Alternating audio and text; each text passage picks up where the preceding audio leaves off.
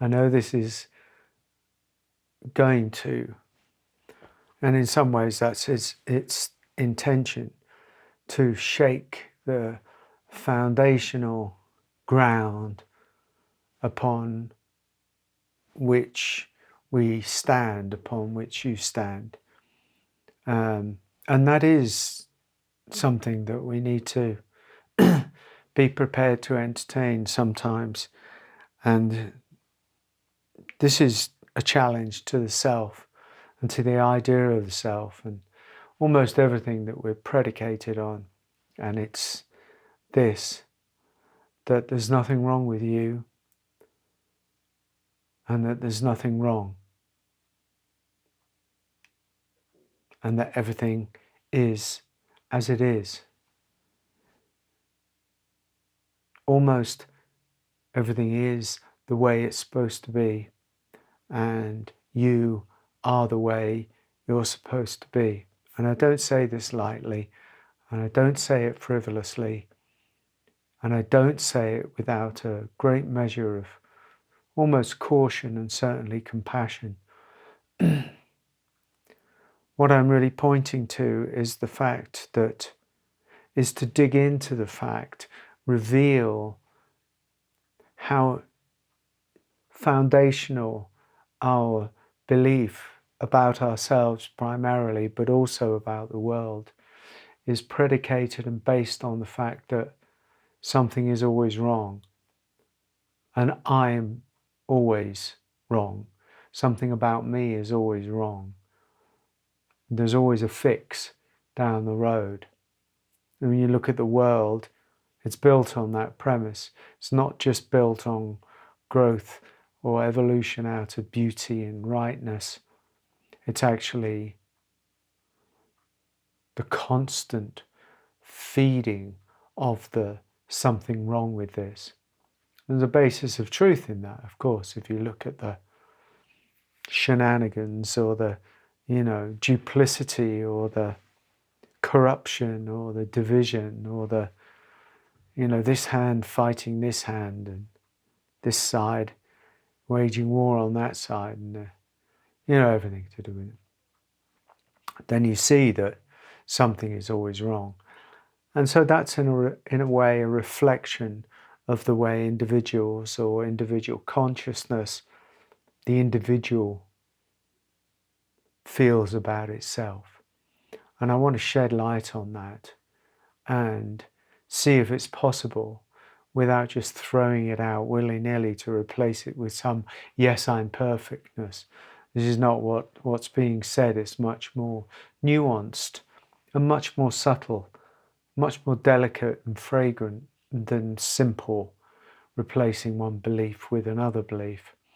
It's actually to get into, to reveal somewhere deep inside us whether we carry as almost a life story, as a deep-rooted belief, the idea, the perennial idea that we've adopted that lives underneath the underneath, down in the shadows, down at the depth of the ocean, that there's something wrong with me.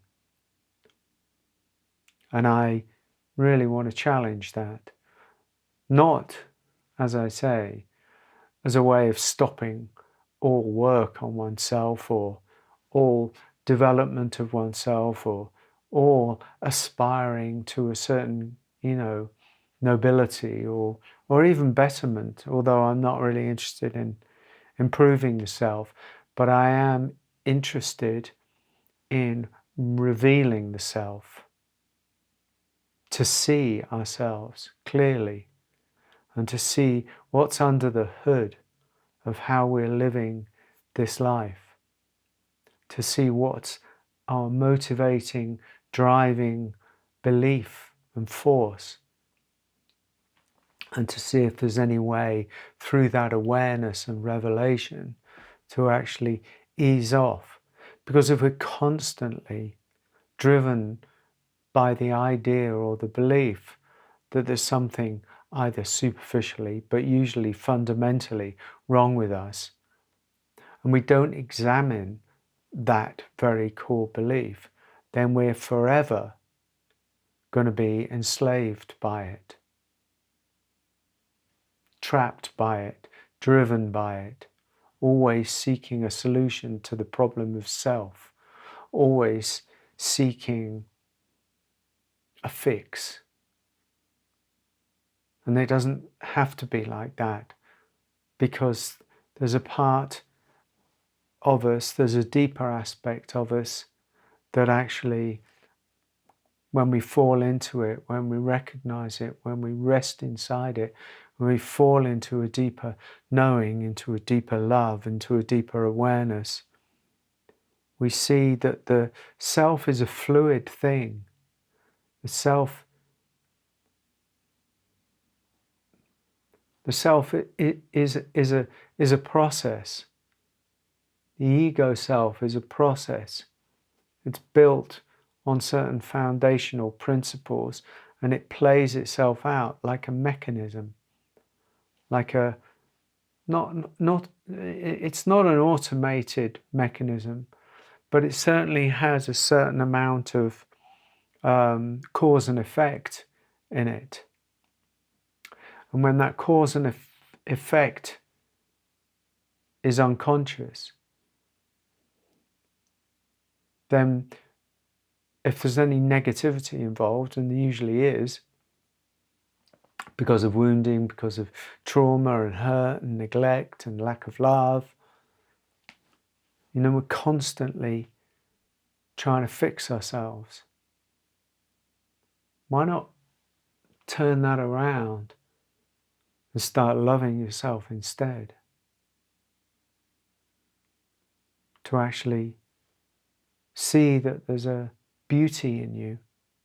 Yes, there are knots and gnarls and wounds and all sorts of issues, but that's part of the beauty of you. That's part of the beauty of this individuation called you.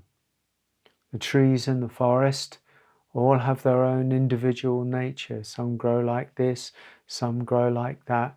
Each one rises up with its wounds and its hurts and its, different way of being, but each grows according to its nature. And so it is with us. But we tend towards the neurotic way of being, imagining somehow that if we fix ourselves or we iron out, get rid of, perfect certain flaws, then something, better is going to come about. We're going to be a better person. There's a place for that. There's a place for unwinding the negativity. There's a great place for unwinding, unraveling the traumatic side of the self, the tight, rigid knots of self. Everything is open for examination. But for it to be a constant picking at the wound is at a certain point not helpful.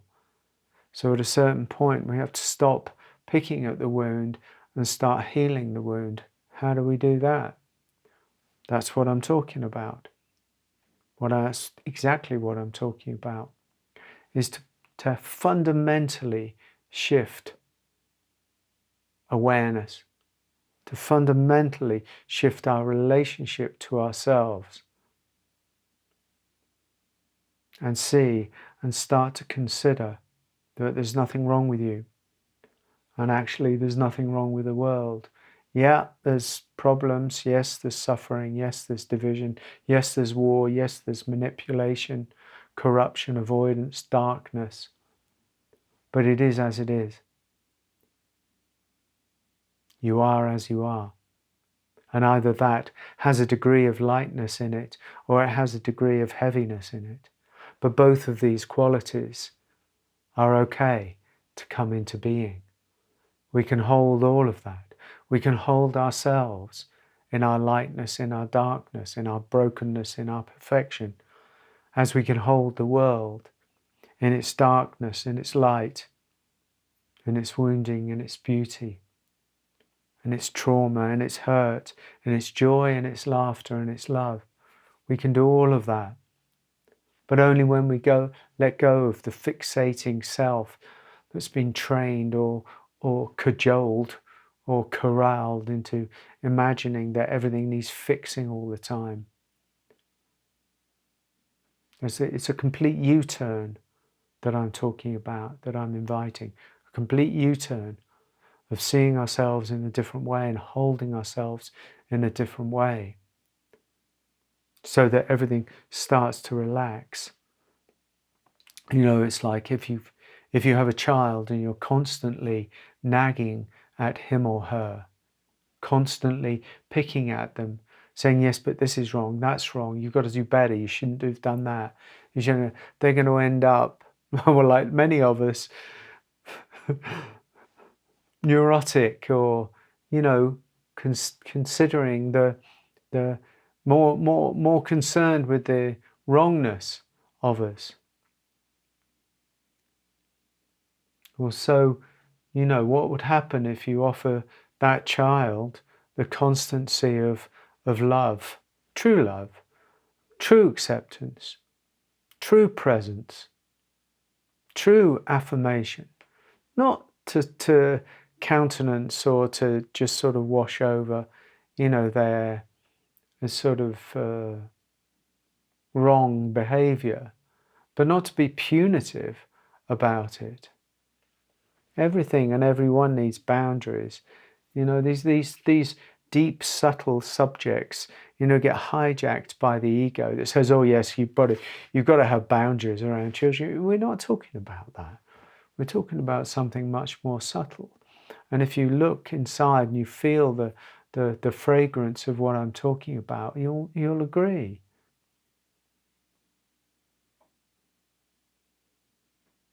Positivity is not glib, it's not superficial. It's holding, as if to say, held in presence and love and a sense that all is well, that you are good and that I am good and that this is okay, then things start to tend to resolve themselves. But if we're constantly picking at everything, there's never any chance to heal. And we need a chance to heal. Everything needs a chance to heal, especially the broken world. And that's a reflection of the broken us. We can't pick ourselves back to well-being. We can't nag ourselves back to emotional health. It just doesn't work.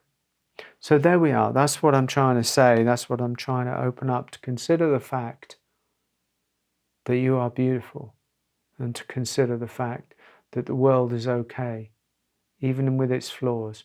And the only way to know those things is to be present and not lost in the imagination or the opinion or the drama or the neurosis, but to come into a deeper knowing of the love that we are, and to allow that to relax the being of us, relax the personality, so that it comes into its own healthful way of being. Bless you.